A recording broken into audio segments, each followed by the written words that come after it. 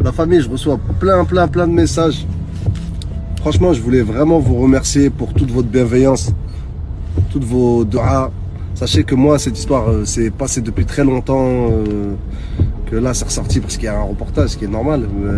J'ai dit ce que j'avais à dire. Je sortirai un petit coup d'arrosoir tout à la fin après tout ça. Parce que j'ai encore des choses. Mais tranquille. Inch'Allah khair. Merci à tous. Je ne peux pas tous vous répondre, donc je vous réponds de manière groupée. Barakallahu fikum. Astaghfirullah. Protégez-vous. Et sachez que je ne suis pas forcément un exemple. Je ne suis pas forcément un exemple de tout ça. Parce que je vois que ça fait beaucoup de fitna.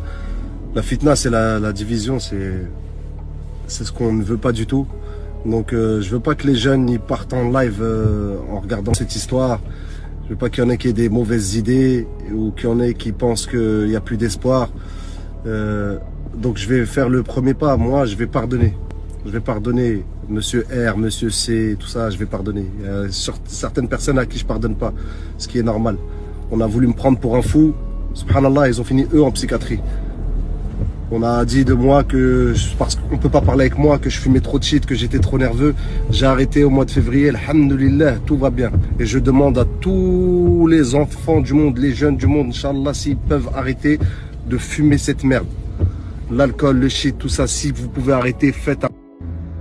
Ensuite, je ne veux pas qu'on mette une mauvaise image sur mon pays. Le Maroc est un pays magnifique, un pays de croyants, machallah, avec des bonhommes et des vraies femmes.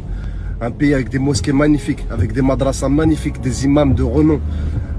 Machallah, je ne voudrais pas qu'on descende mon pays. Pas du tout, vraiment. Sachez que ces gens-là sont une minorité, que les mouchaouids, ce qu'on appelle les sorciers, les gens vilains comme ça qui rentrent dans les choses vilaines, ce ne sont qu'une minorité et qui font tout de manière cachée. Mon pays est au contraire un pays de lumière et de hikmah.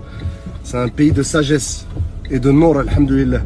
Donc s'il vous plaît, ne rattachez pas ces histoires-là forcément à mon pays. Ça aussi. Ensuite, je vous souhaite la paix sur vous. Assalamu alaikum, sincèrement. Et puis moi, je ne suis qu'un troubadour, je ne fais que de la musique. Pardonnez-moi, mais je vais encore sortir un album parce que c'est mon gagne-pain. Et je vais sortir cet album parce que j'ai aussi des fans. Une base fan, des gens qui attendent après moi.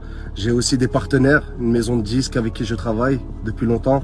J'ai aussi des gens qui travaillent avec moi et que je dois payer.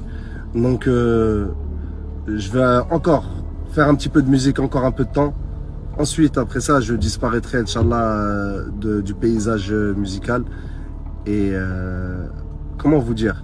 Mais j'essaierai de le faire de la meilleure des manières et ne pas laisser de traces sales comme cette histoire.